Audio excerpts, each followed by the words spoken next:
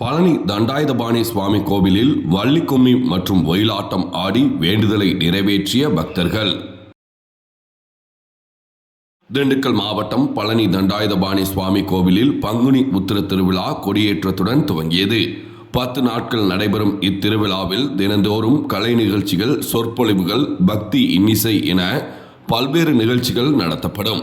திருவிழாவில் கோவையைச் சேர்ந்த நவீன் பிரபஞ்ச நடனக்குழு சார்பில் பழனி மலைக்கோவிலில் வள்ளிக்கும்மி மற்றும் ஒயிலாட்ட நிகழ்ச்சி நடைபெற்றது.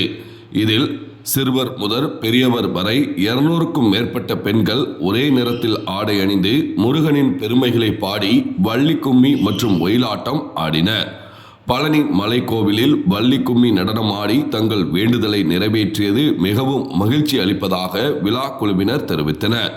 பழனி கோவில் அறங்காவலர் குழு தலைவர் சுப்பிரமணியன் ஏற்பாட்டில் நடைபெற்ற வள்ளிக்கும்மி ஒயிலாட்ட நிகழ்ச்சியை ஏராளமானோர் கண்டுகளித்தனர். ஞாயிற்றுக்கிழமை காலை 8 மணி அளவில் கிடைக்கப்பெற்ற தகவல்.